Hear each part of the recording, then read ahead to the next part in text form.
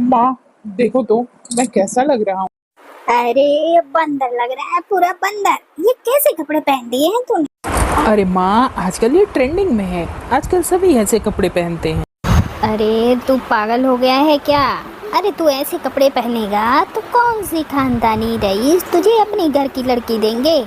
कितने रिश्ते देखे हैं तेरे लिए, किसी को तू पसंद नहीं आता। अगर ऐसी हरकतें करता रहेगा तो हो चुकी तेरी शादी। अरे माँ, ऐसा क्यों बोल रही हो? मेरे सारे दोस्तों की शादी हो गई है। अब तो सब मुझसे भी पूछने लगे हैं कि तुम कब कर रहे हो शादी। अरे मैं भी तो तेरे लिए घर वाली ढूंढ रही हूँ। अरे इसके लिए तू पहले अपने आप को थोड़ा डिसेंट बना, तब जाके होगी तेरी शादी। छपरियों की तरह घूमता रहता है सारा दिन, ऐसे कैसे होगी तेरी शादी? माँ, मैं तो फिर भी ठीक हूँ। मैं सिर्फ छपरी ही दिखता हूँ। अपने बगल वाले विनय को देखो, वो तो काम भी वैसे करता है। मुझे तो लगता है इस जन्म क्या अगले जन्म में भी नहीं होगी उसकी शादी। हाँ बेटा, बात तो तूने सही कही। तू तो सिर्फ दिखता छपरी है, वो तो बातें भी छपरियों वाली करता है। ऐसे को कौन देगी अपनी लड़की? और तो और उसके साथ उसकी माँ फूलन देवी को देखा है ना, सारे मोहल्ले में रेडियो की तरह घूमती रहती है।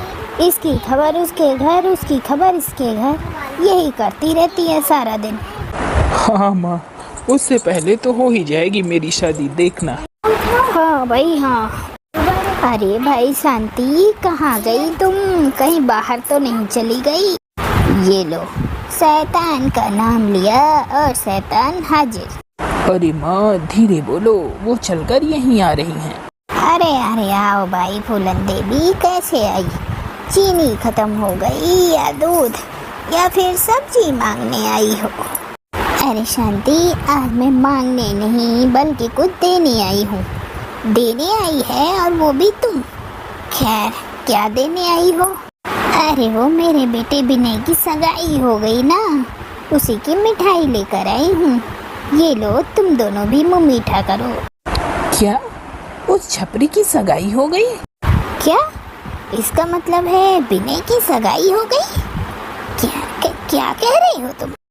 अरे अपने बेटे की सगाई की झूठी अफवाहें फैलाऊंगी क्या? अरे हो गई है सगाई, इसीलिए तो मुंह मीठा कराने आई हूँ। अरे इतनी सुंदर बहू मिली है मुझे, मैं क्या बताऊँ तुम्हें।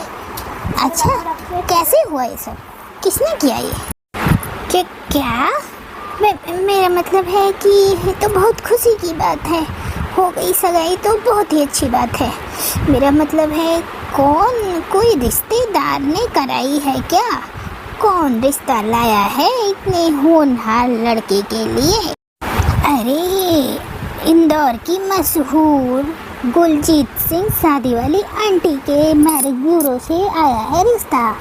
आज तक का रिकॉर्ड रहा है, उनके यहाँ से कोई लड़का या लड़की खाली नहीं गया। दिलजीत शादी वाली आंटी? अरे मैं तो कहती हूँ तुमने इनका नाम नहीं सुना।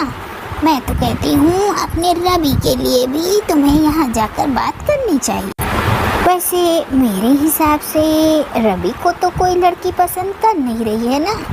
हाँ, तेरे लड़के का रिश्ता हो सकता है तो मेरे रवि का भी रिश्ता हो ही जाएगा मेरे हिसाब से। क्या मतलब? हाँ, बिल्कुल सही कह रही हैं आप। मुझे भी अपनी शादी के लिए दिलजीत शादी वाली आंटी के पास जाना ही चाहिए। हाँ, लेकिन उनकी फीस बहुत बड़ी है, सोच समझ कर जाना, ठीक है? अरे बस इसका रिश्ता करवा देंगे, फीस चाहे जो भी ले ले। ठीक है, मैं उनका एड्रेस दे देती हूँ, अपॉइंटमेंट लेकर जाना वहाँ, ठीक है? हाँ ठीक है। अब शांति का बेटा रवि इतना ज़्यादा स्मार्ट नहीं था और न ही इतना कुछ खास था, इसलिए कई सारे लड़की वाले उसे मना कर चुके थे। लेकिन जब शांति ने देखा कि उनकी पड़ोसन फूलन देवी के लड़के का रिश्ता विनय का हो गया है, जो कि रवि से भी गैर गुजरा है, तो उसने फैसला किया कि अब तो दिलजीत शादी वाली आंटी के पास जाना ही पड़ेगा। अरे आइए जी, आइए, नमस्ते, सत श्री अकाल जी। नमस्ते। वो मैं यहाँ इसलिए आई हूँ कि, अरे मैं समझ गई जी, समझ गई। आप यहाँ अपने इस होनहार लड़के के रिश्ते के लिए आए हो ना जी? हाँ, अरे कोई ना जी, टेंशन मत लो। मैंने बहुत फालतू फालतू लड़कों के रिश्ते करवा दिए हैं। आपका वाला तो बिल्कुल ठीक है, आप चिंता ना करें जी, हो जाएगा। पर आप पसंद करो कि कौन सा वाला पैकेज लोगे। पैकेज? हाँ जी, यहाँ पैकेज चलता है जी। जी हाँ, यहाँ पे पहला है सिल्वर पैकेज, जिसमें हम आपको लड़की दिखाएंगे। अब वो बात की बात, आप जाने पसंद करें या ना करें। दूसरा है जी गोल्ड पैकेज, उसमें हम आपको एकदम बेस्ट लड़की दिखाएंगे और कोशिश करेंगे कि रिश्ता पक्का ही हो जाए। दूसरा है डायमंड पैकेज, उसमें जो है आपका लड़का अगर भोंदूसा है तो उसमें हम उसको ट्रेंड करते हैं कि कोई भी लड़की उसे ना कर पाए। अब आप बताओ जी, कौन सा वाला पैकेज लेना चाहते हो? माँ वो डायमंड वाला पैकेज ले लेते हैं, इससे मेरा थोड़ा मेकओवर हो जाएगा। हाँ, वैसे भी तुझे कोई लड़की पसंद ना करने वाली है बेटा। हम डायमंड वाला पैकेज ले रहे हैं जी। हाँ कोई ना, वैसे आपके लड़के के लिए यही सही रहेगा। आप यहाँ 1 लाख रुपए जमा कर दो जी, बाकी का हम देख लेंगे। अब इस भोंदू के लिए 1 लाख रुपए भरने पड़ रहे हैं मुझे। बस भगवान इसकी शादी किसी अच्छी लड़की से करा देना, जो इसे और मेरे घर को दोनों को संभाल ले। जी ठीक है, फिर हम मंडे को इसे एक अच्छी लड़की से मिलवाते हैं। और बहन जी आप टेंशन ना लो, हम इसे इतने अच्छे से ट्रेंड करेंगे ना कि कोई भी लड़की इसे ना नहीं कर पाएगी। अब शांति ने अपने दिल पर पत्थर रख के 1 लाख रुपए भर दिए, क्योंकि उसकी आशा थी कि उसकी बहू खूब अच्छी हो, जो रवि को और उसके घर को दोनों को संभाल ले। और फिर दिलजीत ने अपने वादे के अनुसार एक अच्छी सी लड़की से रवि का रिश्ता तय भी करा दिया। देखा जी, मैंने कहा था मैं करा दूंगी आपके भोंदू लड़के का विवाह। अब लो जी, हमारा काम तो पूरा हो गया। बस अब आप मिठाई के 21,000 रुपए जमा कर दो।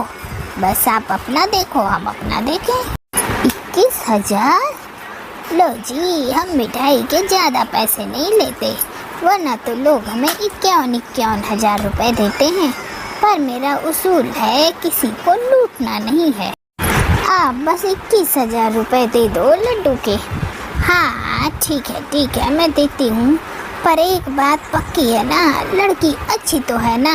बहन जी इस काम में बिल्कुल कोताही नहीं, आप टेंशन ना लो जी।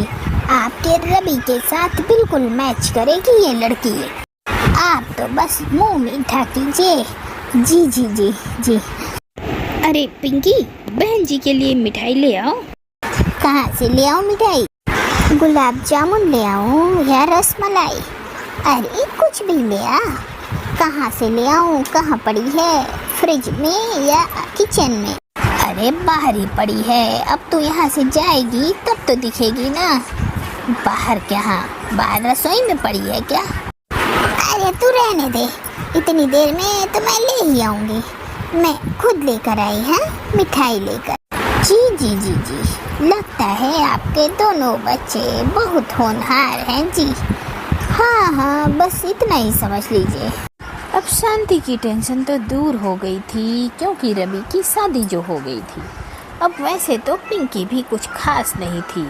अब शांति यही सोचती थी कि जब बहू आएगी, काम करेगी, तो उसे देख कर पिंकी भी थोड़ा काम सीख जाएगी। अरे अब नई बहू सारा घर संभाल लेगी तो उसे देखते देखते हमारी पिंकी भी कुछ सीख लेगी। वैसे उसे कुछ आता जाता तो है नहीं। ऐसे अच्छा है, चलो कोई नहीं, एक साथ 2 काम हो जाएंगे। अरे रवि, बहू कहाँ है? नहाने गई है क्या? अरे माँ, अभी उनके उठने का टाइम कहाँ हुआ है? अरे वो तो 10 बजे उठती है। क्या 10 बजे उठती है वो? अरे जब 10 बजे उठती है तो खाना कब बनाएगी? अरे माँ, जब वो सोकर उठती है तो कॉफ़ी पीती है, और कॉफ़ी पीने के बाद थोड़ी देर टीवी देखती है, और फिर उसके बाद जब किचन में जाएगी तो कुछ तो खाएगी ही ना। और तुझे ये सब कैसे पता? अरे माँ, मैं इसीलिए तो नीचे आया हूँ उसके लिए कॉफ़ी बनाने। हे भगवान, किस्मत में ये ऐसे दो बच्चे काफी नहीं थे जो तुमने मेरी बहू को भी ऐसे ही बना दिया। माँ, तुम जल्दी से खाना बना लो, मैं रानी के लिए कॉफी बना लेता हूँ।